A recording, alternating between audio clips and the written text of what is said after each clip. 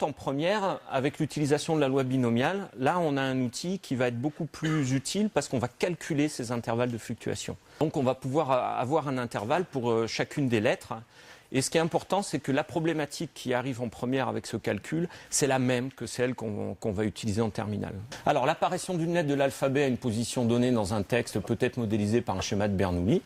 Donc c'est la lettre en question ou c'est pas la lettre en question.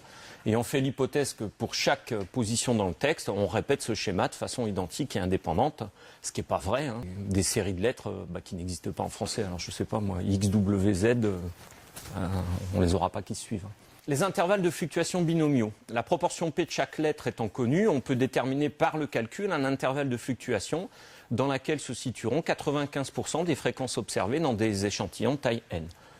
Donc connaissant, je l'ai fait pour le E, on connaît la proportion de la lettre E dans la langue française, donc on peut considérer un texte codé avec n symboles comme la répétition n fois d'un schéma de Bernoulli consistant à tirer une lettre au hasard, et on regarde c'est un E ou c'est pas un E.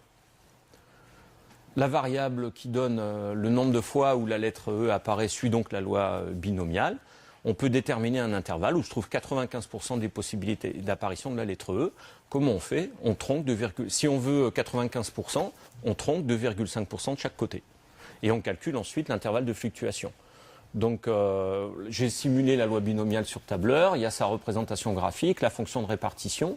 Et donc si on veut un seuil de 95%, j'enlève 2,5% de probabilité en bas, 2,5% de probabilité en haut, et puis j'obtiens mon intervalle de fluctuation. En utilisant cet intervalle, on va pouvoir répondre à plusieurs questions sur le codage. D'abord, quand on soumet un texte codé, est-ce que c'est un texte monoalphabétique?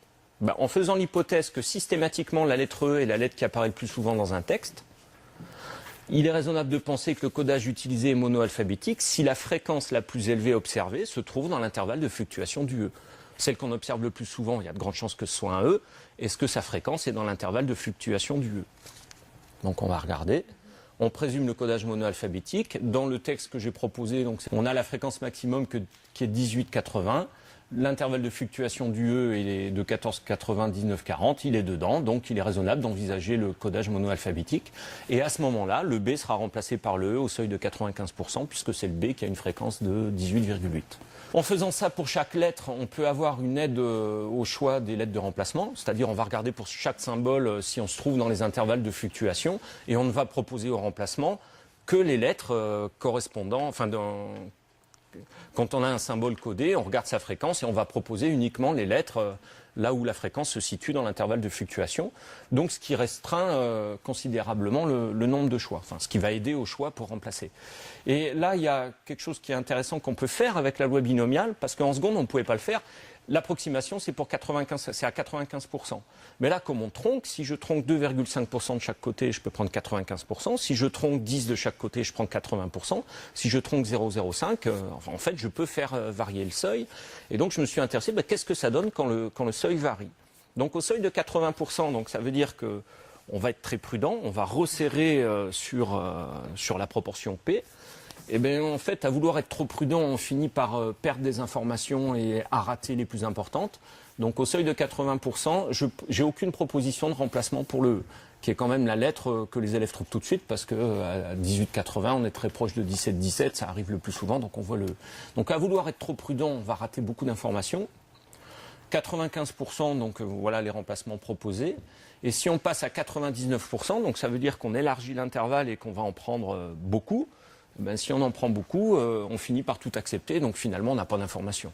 Donc l'idée c'est de trouver un compromis au milieu de tout ça, et 95% semble un compromis acceptable. Et puis, bon voilà. L'autre avantage, c'est qu'on peut le calculer, et là on n'est pas dans une approximation à l'aide de la loi normale, c'est-à-dire que quand on a des petits pourcentages, ou quand on a, c'est-à-dire des petites proportions qu'on sort de P entre 0,2 et 0,8, ou quand on a N petit, on peut quand même calculer un intervalle de fluctuation qui vaut ce qu'il vaut, mais qui a un statut mathématique, alors qu'avant l'approximation n'était pas valable, ce qui va permettre d'avancer dans le cas. Alors, dans les cas un peu extrêmes et de proposer quelque chose. Donc on appelle les petites binomiales, c'est quand on n'a pas des belles représentations graphiques parce que soit P est trop proche de 0 ou trop proche de 1, soit N n'est pas assez grand pour qu'on commence à avoir une symétrie dans la courbe. Et dans ces cas-là, donc on peut quand même calculer l'intervalle.